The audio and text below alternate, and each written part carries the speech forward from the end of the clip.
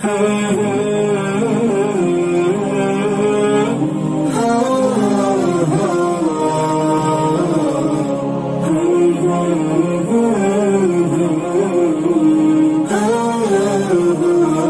الله الرحمن الرحیم. نن موږ وایو د جمال القرآن اوومه روښنایي. مخکې تر دې چې الفاظ ته وګورو، الفاظ ته مه ګوري، ما ته ګوري. د لرمن اوي د حروفو څخه چې صفات عارضیه وه. کم صفات عارضیه، محسنه، مزینه، محلیه. اول حرف لام دی. اول حرف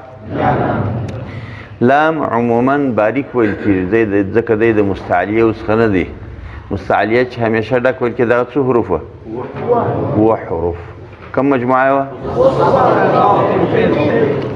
لام عموما. لیکن دغه لام چې کله په لفظ کې د الله راسي، یو په لفظ کې د الله به وي، نور لفظو کې نه. دوهم مخکې زور یا پیش وي، نو دا لفظ الله کې چې دا لام دی دا ډک ویل کېږي. مثلا ان الله سمع الله، الله الا الله، نصر الله، رفعه الله. لام به په نور الفاظو کې نه وي، بلکې په لفظ کې او مخکې به زور یا نو باره د لام دې ډک ویلو ته تفخیم وایي. تفخیم معنی ډک. او که په لفظ کې د الله نه یا لفظ د الله خو مخکې زیرو، لکه اعوذ بالله، بسم الله، لله، بیا دا لفظ د الله باریک ویل کېږي. دې باریک ویلو ته ترقیق وایي. دې باریک ویلو ته ترقیق وایي. په لفظ کې د اللهم، په لفظ کې د اللهم هم دغه قاعده ده. که تر لفظ د اللهم مخکې زور و، لکه سبحانك اللهم،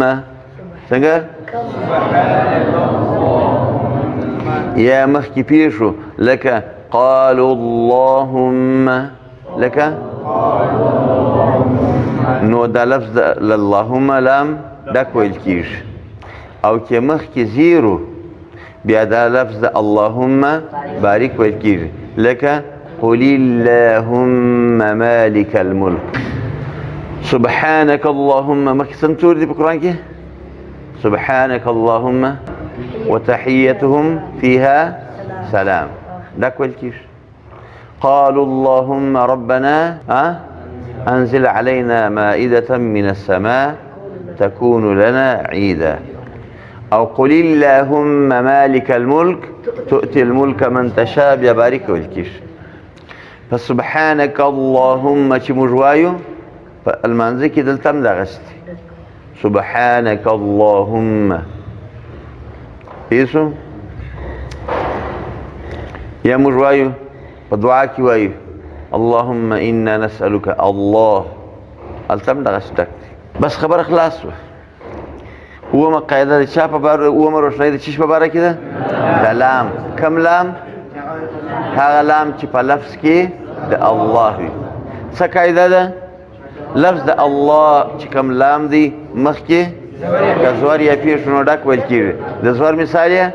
ان الله، اراد الله، سمع الله، الله اکبر، اشهد ان محمد رسول الله، ډک. خو مخکې پیش دی. او که مخکې زیرو، لکه لله، زیر چې متصل وي، لکه لله، اعوذ بالله، بسم الله. دا موږ څه وایو؟ هغه ډک ویلو ته تفخیم وایي، دې باریک ویلو ته ترقیق وایي. بس دا قاعده سوله. هغه لام چې په کلمه کې ده الله دی کې مخکې زور یې پیښ شو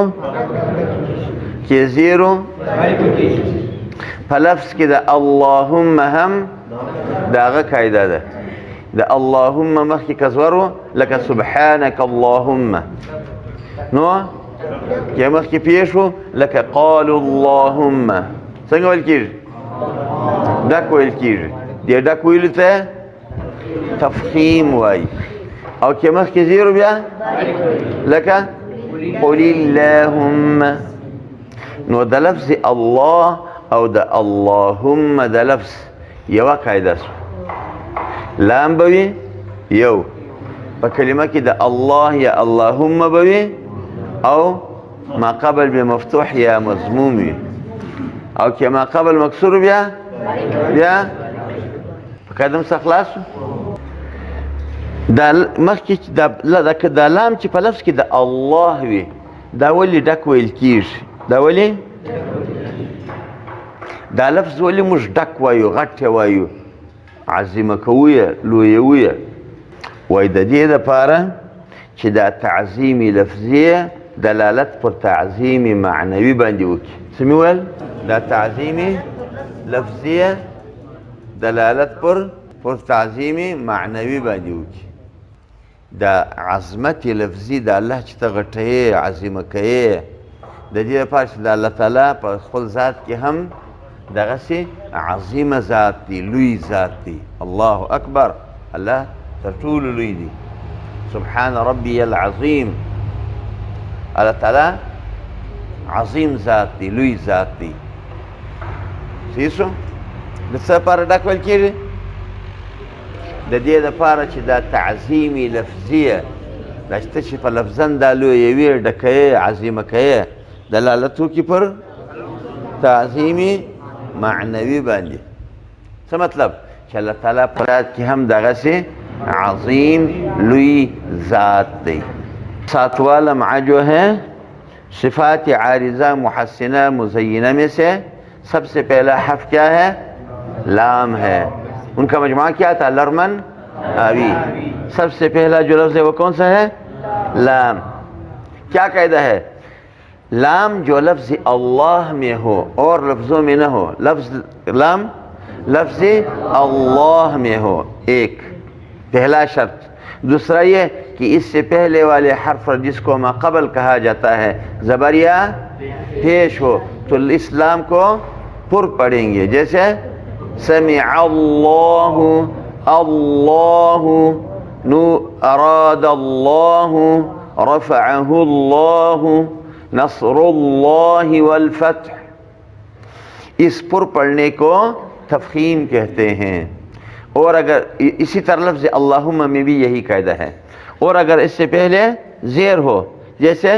للہ اعوذ باللہ بسم اللہ تو پھر اسلام کو باریک پڑھیں گے اور اس باریک پڑھنے کو ترقیق کہتے ہیں یہی قاعدہ لفظ اللہم میں بھی ہے لفظ اللہم سے پہلے زبر پیش ہو تو پر پڑھایا جاتا ہے زبر کی مثال کیا ہے سبحانک اللہم پیش کی مثال کیا ہے قالوا اللہم اور زیر کی مثال اگر زیر ہو تو باریک پڑھا جاتا ہے اسے قل اللہم مالک الملک دا لفظ اللہ ځان ته خصوصیات دي سمې ویل یو خصوصیت یې دغه دی لام عموما د حروف مستفلو څخه دی څه ویل کېږي لیکن چې په لفظ کې د الله راغی او مخکې زور یې پیښ نو پر دې مې خبره وکړله چې دا لفظ الله ولې ډک ویل کېږي د دې لپاره چې د تعظیم لفظیه دلالت وکړي په تعظیم معنوي باندې اشکه څوک سوال وکړي چې بسم الله اعوذ بالله چې ما قبل زیر وي نو هم باید ډک ویل سوی وای چې دا تعظیم لفظیه دلالت کړی پر تعظیم هلته نو ولې باریک ویل کېږي هغه وجه دا ده د زیر خپل ذات چې دی هغه ډېر نهایت په باریکوالی کې دی د زیر خپل اصل نهایت باریک دی نو که موږ لفظ الله چې په نهایت تفخیم کې دی دا ډیر باریک او دا ډیر ډک سره یو ځای کو نو باره به د دغه حسن او زینت نسي پاته او زموږ مطلب دا دی چې لفظ الله مزین و ښایسته ادا سي بسم الله هیڅ خبره نه ولې د زیر طبیعت چې دی خپله په انتها درجې کې ده باریکوالی دی او لفظ الله په انتها درجې کې ده ډکوالی دی نو که په دې صورت کې هم موږ لفظ الله ډک ووایو نو باره به هغه حسن او زینت د لفظ نه صفات مثال مې درته ووایه ښه بله مې خبره دا کوله چې لفظ الله ځان ته خصوصیات لري اول خصوصیت یې دا دی چې لام چې په نور الفاظو کې راځي کې مکه زوري که پیش که زیر ګرد به ټول صورتو کې باریک ویل کېږي لیکن د ده خصوصیت دا دی چې په لفظ کې الله کې راغی مخکې زور یې پیښ نو یو دویم خصوصیت یې دا دی چې الله اذا جاء نصر الله څنګه وایي اذا جاء نصر الله والفتح دا نصر الله دا موږ څومره قدر کش کوي یو الف د یو الف قدر کشېدو ته مد اصلي مد ذاتي مد طبعي وایي د یو الف قدر کشېدو ته څه وایي مد اصلي مد ذاتي مد فرعي وایي لیکن داغه الله لفظ چې بیا په اذان کې راسي بیا هلته تر یوه الف زیات قدر کشول جایز دي مولانا قاری محمد طاهر رحیمي صاحب پر دې باندې یوه رساله لیکلې او دا د فقه په بعضې کتابو کې هم شته مثلا موږ وایو الله اکبر الله اکبر نو بل به هم بیا داسې ویل سوی به د عمر قدر هغه داسې وایي الله اول خدا تر یو الف زیات شو الله اکبر الله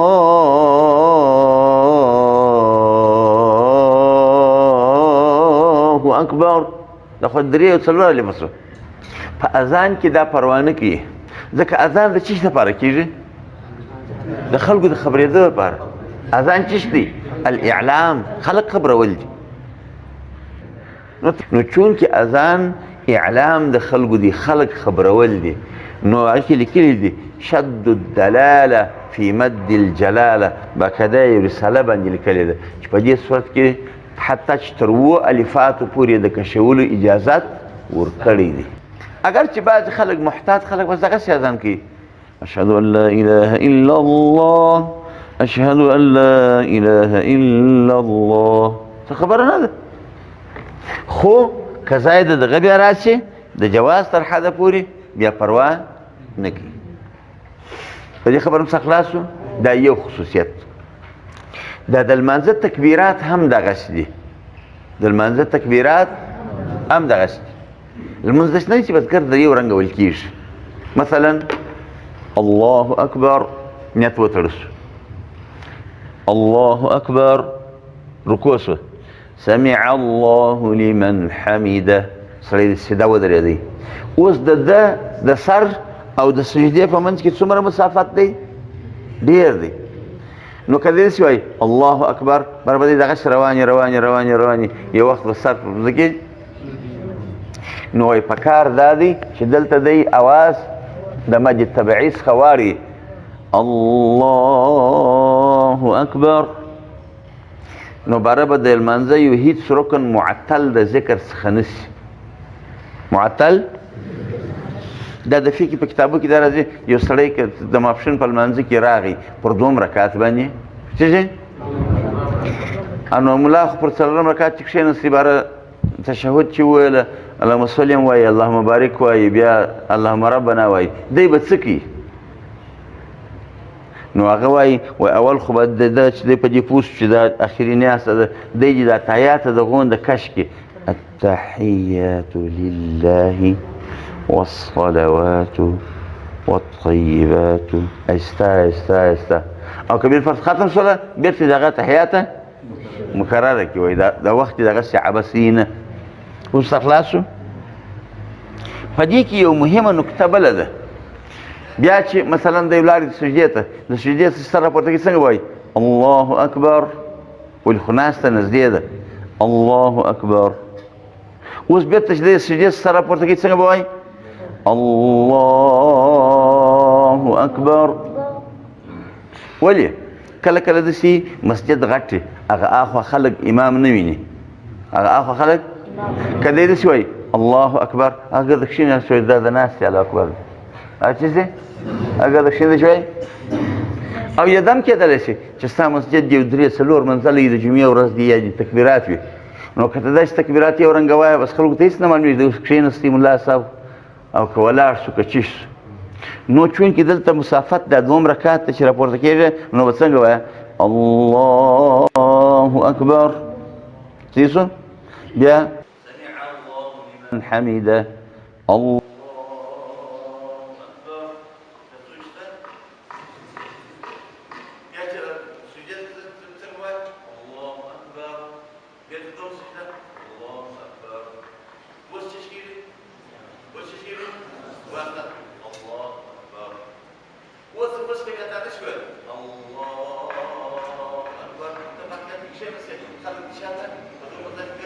خلاصو په خبره مو سر خلاصو لفظ الله لام چې دی خپل ځان ته خصوصیت لري یو خصوصیت مې دا در وښو چې عموما دی باریک دی خو په لفظ الله کې بیا سره د شرایطو ډک وي دویم خصوصیت یې دا دی چې مد طبعي دی په دې کې مد خو په انتقال کې د لمانځه او همدغه رنګه په اذان کې تر اووه الفاتو پورې اجازت ورکړل سوی دی ښه اوس بل او دریم خصوصیت یې دا دی چې په اللهو کې بسم الله دا په اصل کې لفظ څه شو بسم الله موږ څنګه وایو بسم الله دا حمزه حذف سوله وصلي ده خو کله چې بیا الله راغواړو یا الله هلته بیا یا الله نه وایو یا الله په وخت کې د استغاثې چې کله الله په خپل حوائجو کې رابولو بیا دا حمزه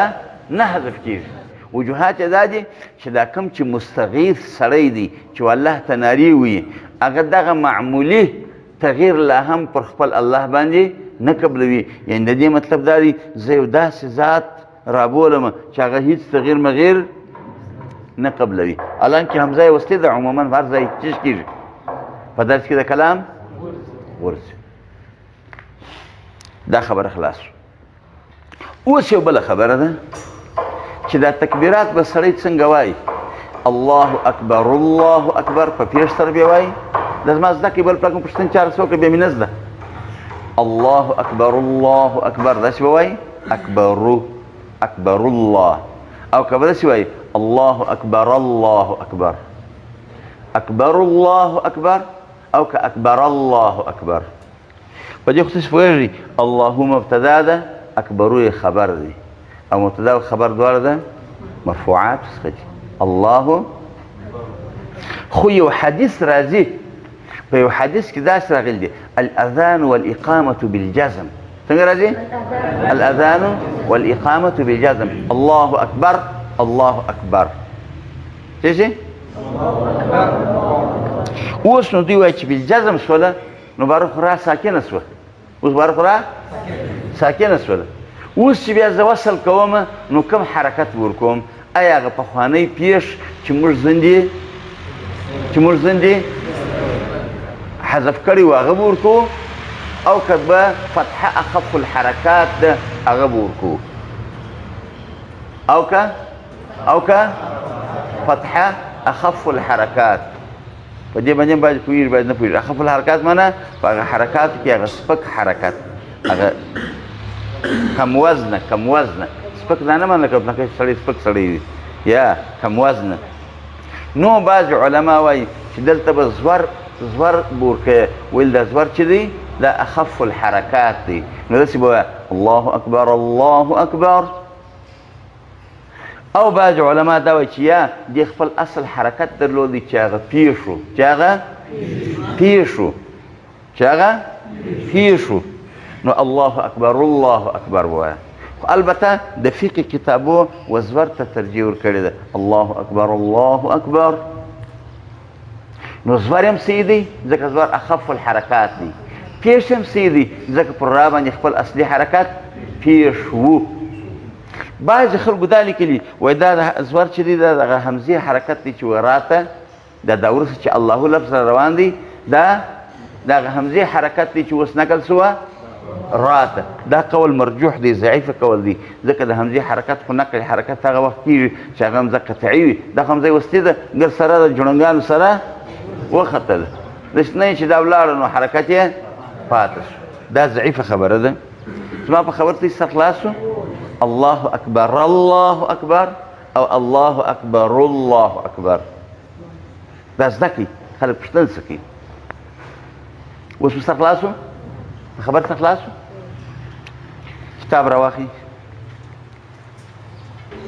40مه صفحه ده. اومه روښنایي د لام په قاعدو کې دا کوم لام دی؟ هغه صفات عارضیه محسنه مزینه محلیه چې اول لفظ پکښې لام.